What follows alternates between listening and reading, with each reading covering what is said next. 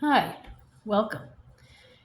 It's time for UU Unitarian Universalists of Zurich Online.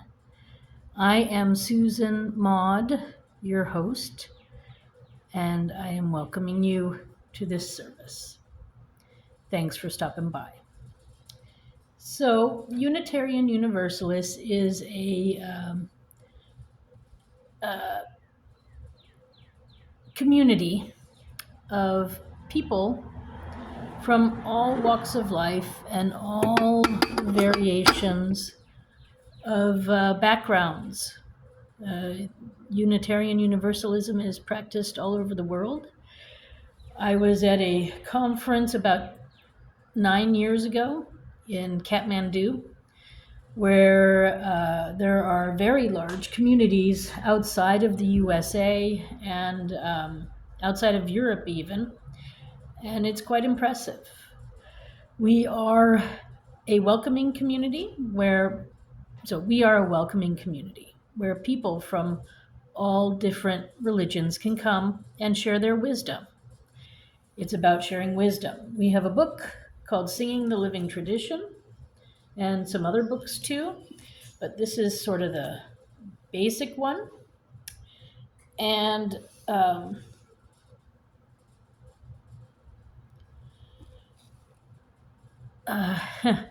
um, where was I? Yeah, so this is sort of our main book, Singing the Living Tradition, but we take wisdom from everywhere. And actually, inside this book is wisdom from all the major religions and also important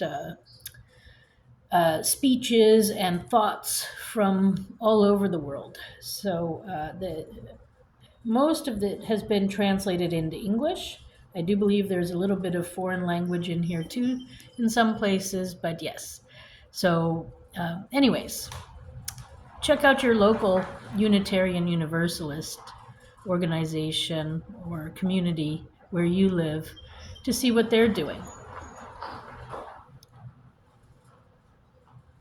So, I have specifically left the door open. I'm at the Unitarian Universalist building here in Morgantown, West Virginia, and I wanted to be able to hear the birds and the life that is going on outside. There's life all around us. And we need to listen and enjoy all these moments. So now that I gave a little introduction about Unitarian Universalism, and yeah, it's time to, they call it a chalice, I call it a candle.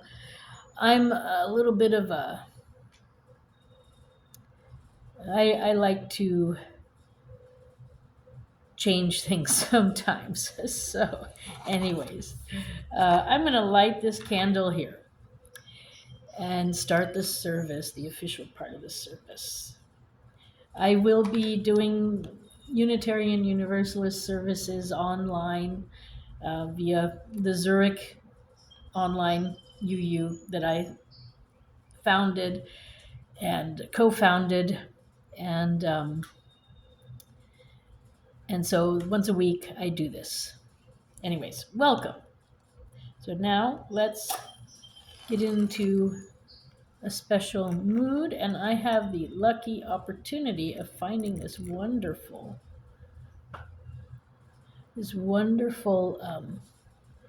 candle opera that has a candle right there so that you can see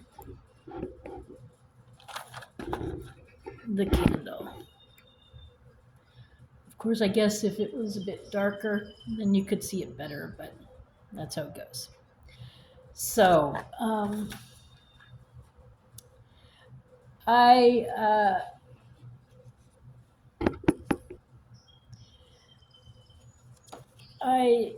open the Singing the Living Tradition to two surprisingly interesting pages, which I will read.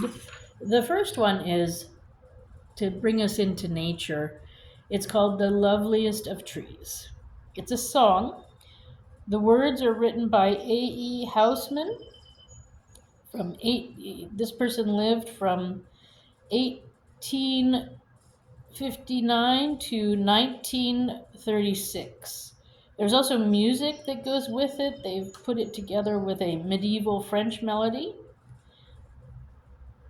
by Carlton R. Young from 1926. It's from the United Methodist Publishing House, and it was copyrighted in 1989.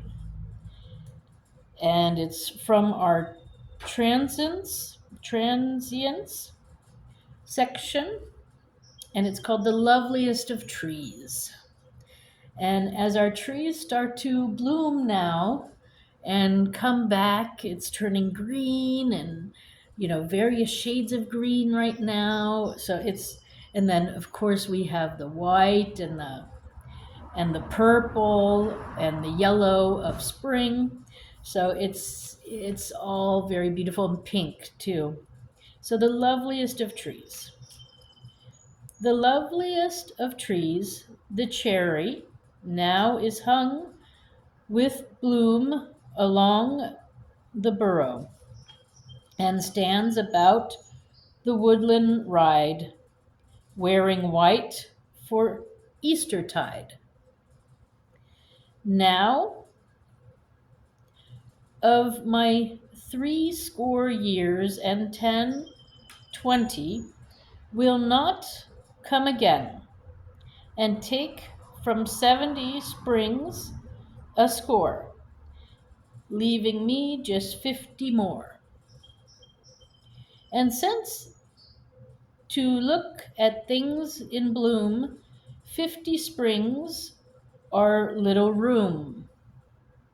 About the woodland I will go, seeing the cherry hung with snow. So I guess even back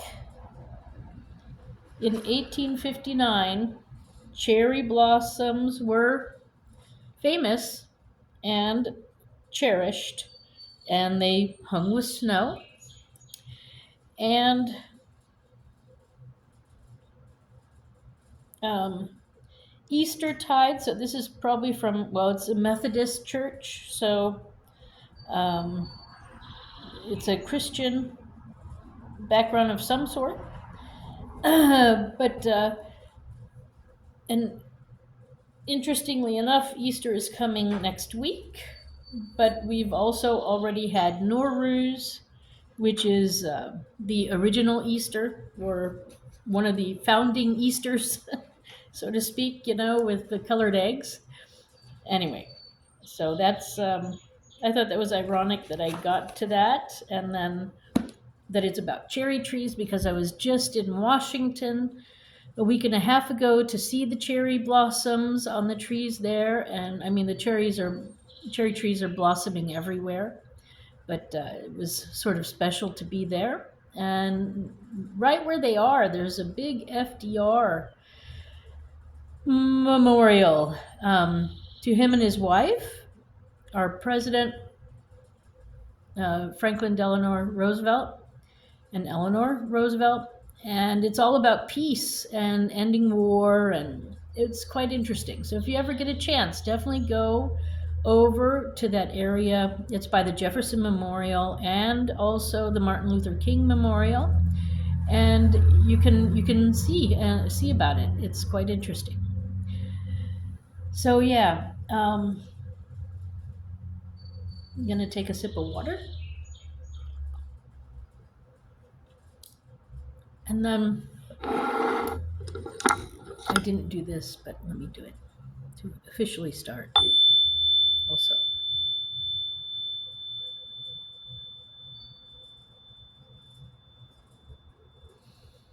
Or maybe, you know what, let's do a moment of silence for all the people who have died. There was a couple of things going on last week here in the US, and I'm sure around the world there are things happening. We lose loved ones sometimes. So let's take a moment and have some silence and um, think about them as we look at the candle.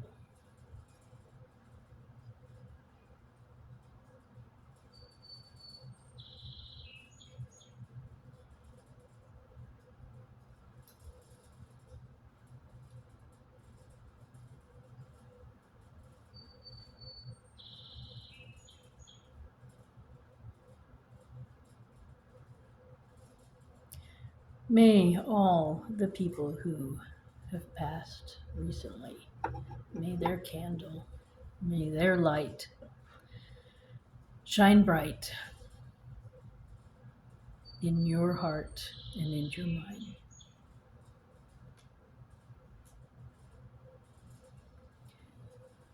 So now it's time for candles of joys and concerns.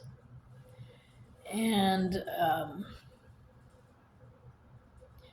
we have another helicopter crash.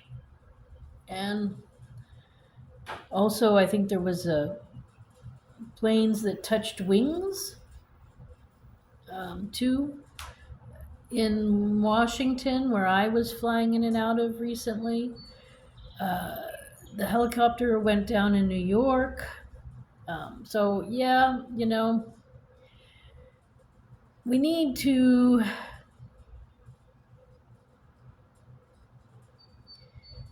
maybe slow down a bit. I don't know. I'm just concerned about all these aviation accidents lately, especially in the US. It's a sign that a country is overdoing it. Something's not working. One side's not talking to the other. And I have a concern about that. Then I have a joy. I finished my taxes. Tax day is in a couple of days, but I finished them. So I have a joy there. My taxes are done. So uh, yeah, I think I finally found all the answers I needed, and I could get things done. So it's very exciting. I hope you remember to do your taxes too. And yeah. And what else? Well, I have a joy that I'm in my local Unitarian Universalist building, celebrating my belief. And it's a beautiful sunny day. The birds are singing. It's spring again.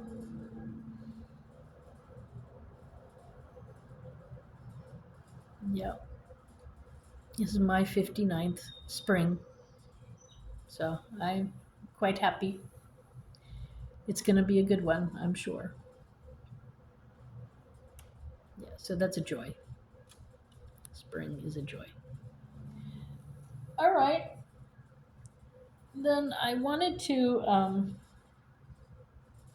focus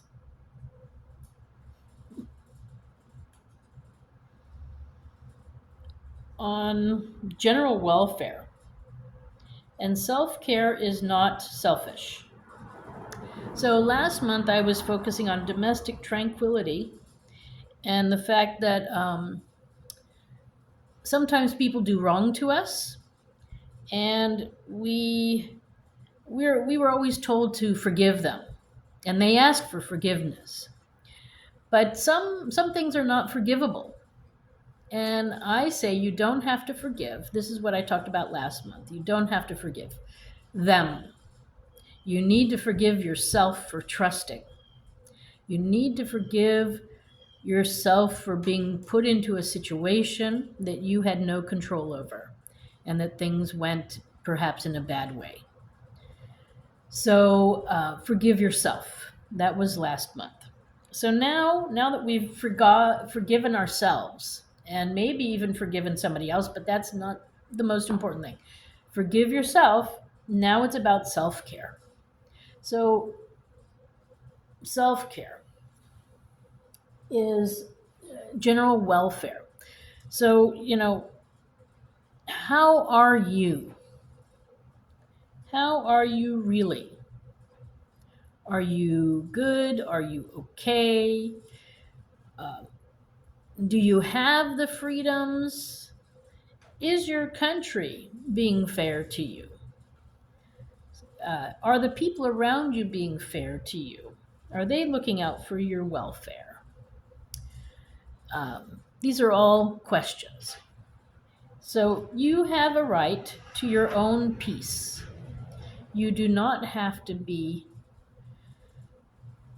uh, trying to keep peace or trying to um, help peace between others. You need to have peace yourself. Because if you don't have peace in your own heart and in your own mind, then you can't really give it and help others because you will always be going through a barrier to help others first. So you need to work on yourself. And there are various ways to work on yourself. And one of them is through changing your thoughts. Now, we all have been raised with thoughts, and some we've put in there ourselves through music or poetry or whatever, books. And some thoughts were put into our mind by others, by how they treated us, by how uh, they told stories about us, or the things that they focused on. And some of our self is is in is in that is in somebody else's belief. So you need to realize that you are yourself and that you have a right to your own thoughts and your own care. And you need to take care of yourself. Um, I'm going to say that for a lot of people in the US, the general welfare is not good. Um, I don't know why. I think maybe a lot of media has a role, but even a lot of religions have a role. And I think it's time to focus on each one of us because we are important and we deserve to be here.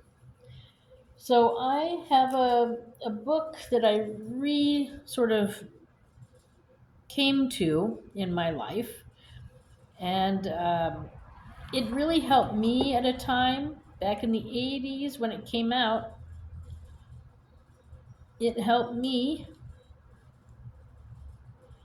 to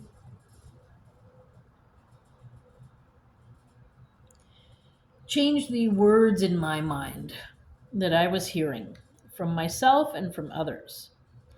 So I guess the first thing is the other thing that you really want to get from today is don't be your first no. So if you have an idea of something you want to do that might make you feel better or put you into another place in your life or career, um, a lot of people hesitate and they're scared. What if it doesn't work?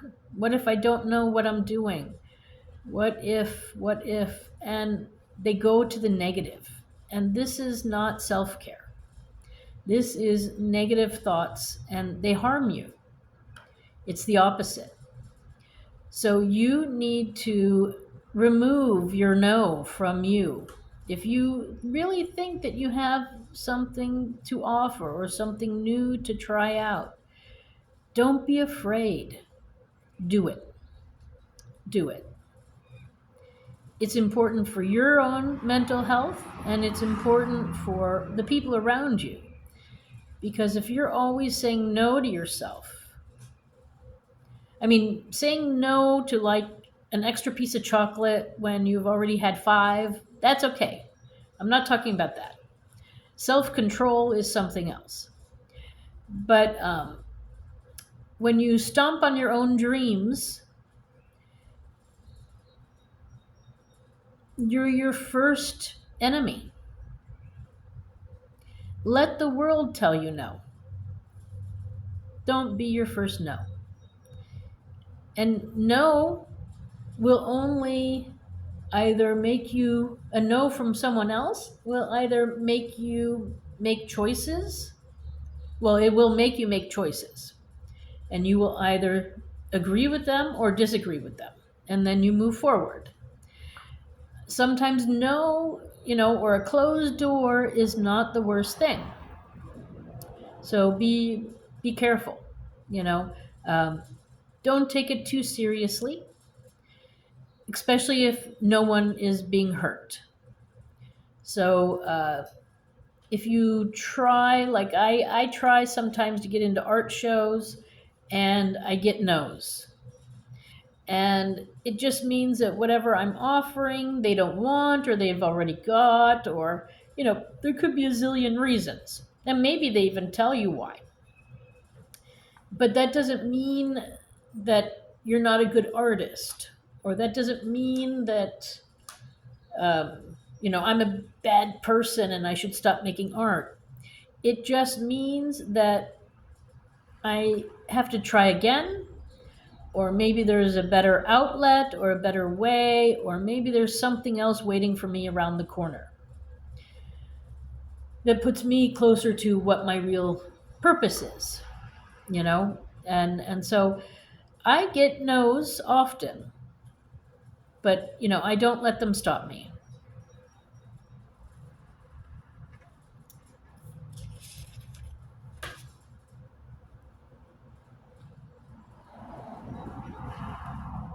So here are some of the fear things that maybe you might be saying.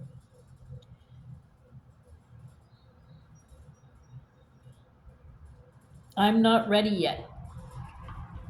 I might fail. They might reject me. What would the neighbors think? I don't want to open that can of worms. I'm afraid to tell my husband or wife. I don't know enough. I might get hurt. I may have to change. That's probably the biggest one. I may have to change. We don't like change. People don't like change. Even, changing from one room to the next sometimes is quite painful. Or, from sitting to standing is quite painful, literally and mentally. Um, people don't like, maybe animals too, I don't know, don't like change. So, you know, um, as soon as you come to grips with that concept that we don't like change, then, however, change is inevitable. You have to change sometimes.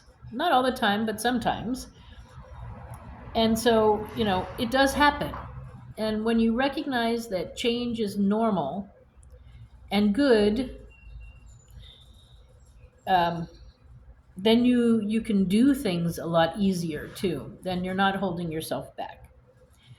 So then it might cost money. I would rather die first or get a divorce first.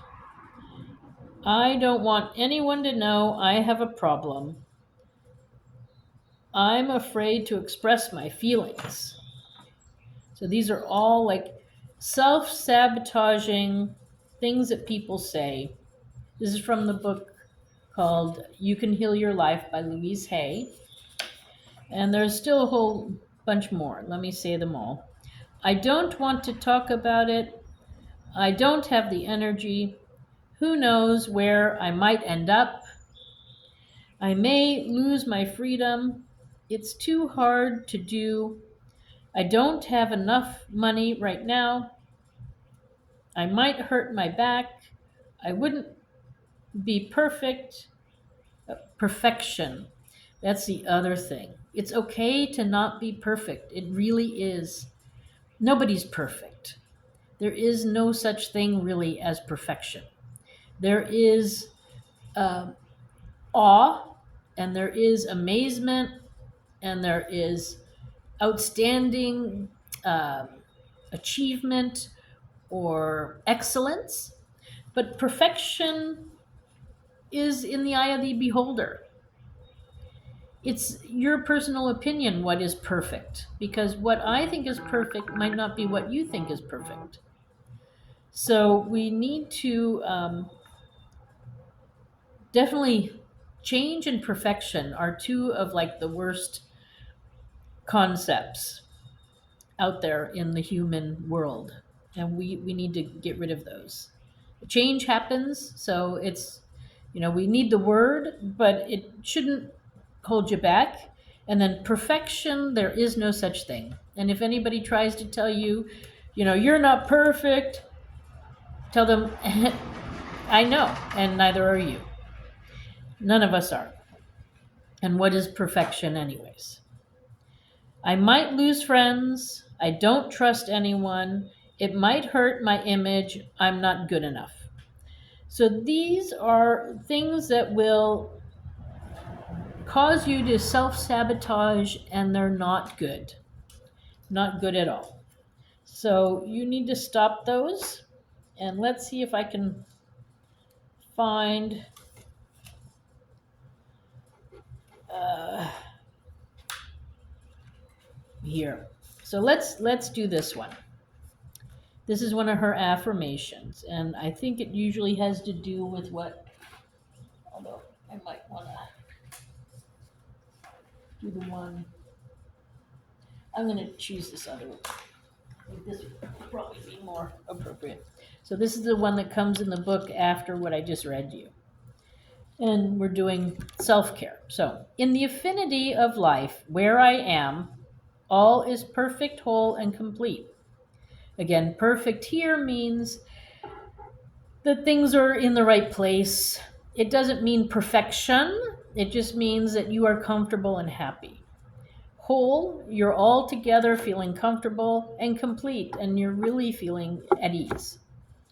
I see any resistance patterns within me only as something else to release. I see resistance patterns within me only as something else to release. They have no power over me. You can repeat that. They have no power over me. I am the power in my world. Repeat that. I am the power in my world. I flow with the changes taking place in my life as best I can. I flow with the changes taking place in my life as best I can. I approve of myself and the way I am changing. I approve of myself and the way I am changing. I am doing the best I can. Each day gets easier. I rejoice that I am in the rhythm and flow of my ever changing life. Today is a wonderful day. I choose to make it so. All is well in my world.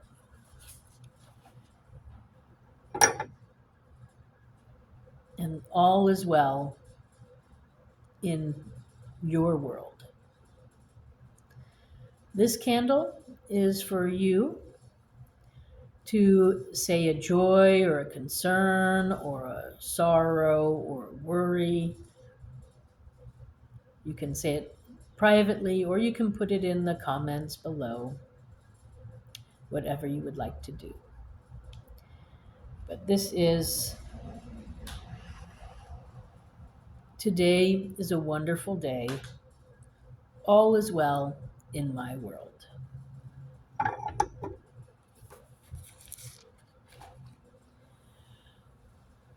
All right. So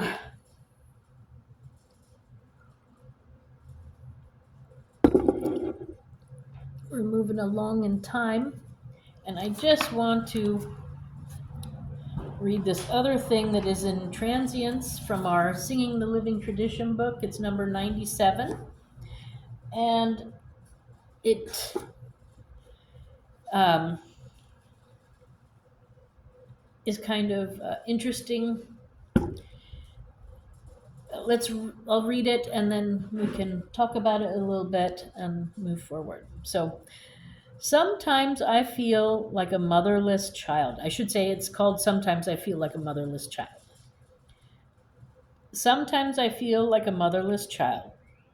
Sometimes I feel like a motherless child.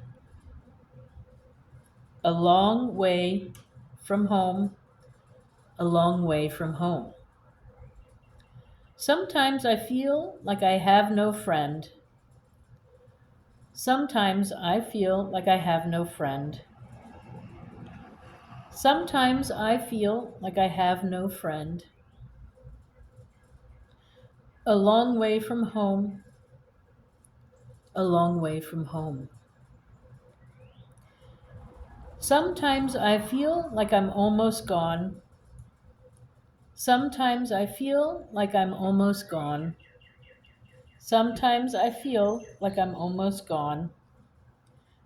A long way from home, a long way from home.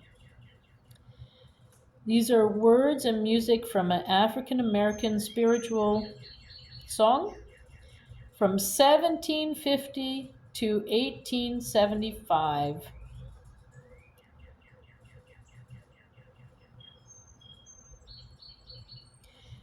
And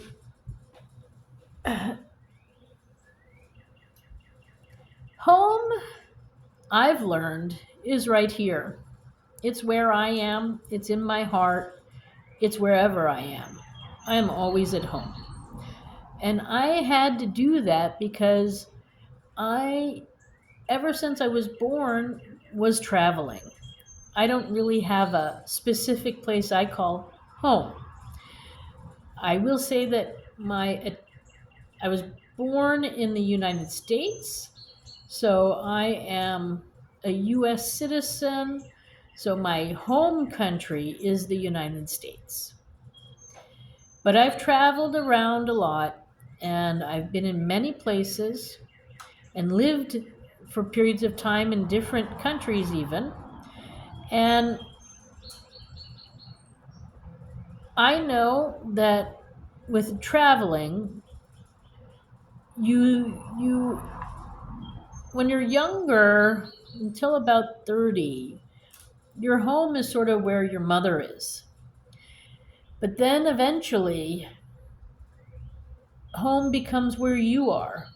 And that's what happened for me.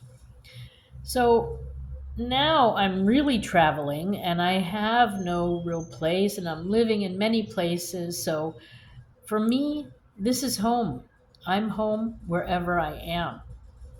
And I like it that way. So it says a long way from home, but I'm never a long way from home because home is here. And maybe, I don't know, maybe that's true for you too. Or maybe if you're feeling like you're homesick or something like that, maybe you need to start thinking that way.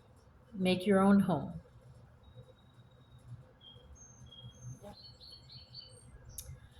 Okay, so I guess that's it for now. Um, I just found that to be interesting. So sometimes I feel like a motherless child. That's number 97. And Loveliest of Trees is 98.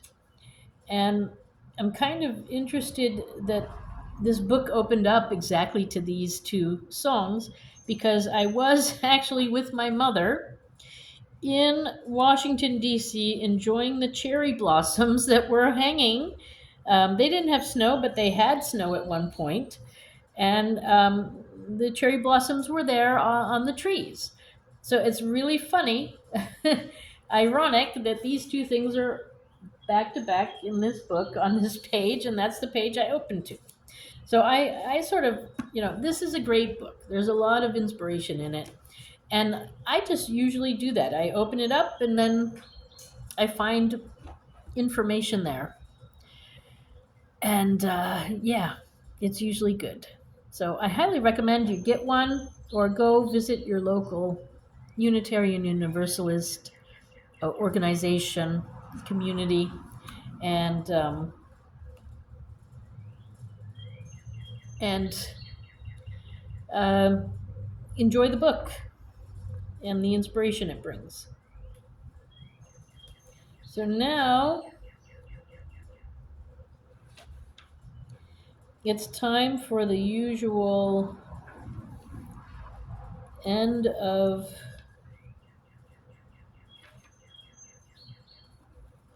my services, anyways, so that you go out and feel powerful to do good in the world. Because we're here to leave the world better. And I need your help. So you have to do it too. It's from the affirmations in the Singing the Living Tradition book. It's number 457. It's called I Am Only One by Edward Everett Hale. And it goes like this. I'm going to read through it once and then you can repeat after me. Because if you say it, then you're going to do it. So, I am only one, but still I am one. I cannot do everything, but still I can do something. And because I cannot do everything, I will not refuse to do the something that I can do. And I am doing something. And I hope you're doing something. Or I hope that this inspires you to do something. So repeat after me. I am only one, but still I am one. I cannot do everything, but still I can do something. And because I cannot do everything, I will not refuse to do the something that I can do.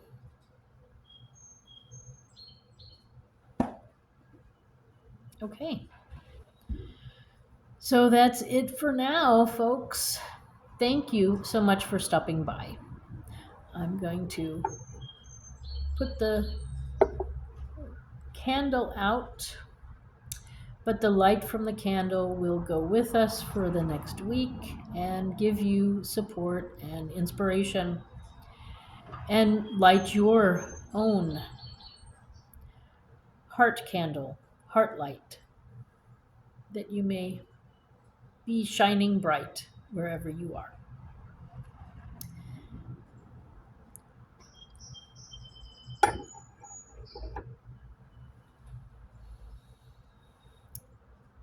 That's the end of today's service. Thank you again for stopping by. If you're on YouTube, don't forget to like and subscribe to my YouTube channel. And then that's about it.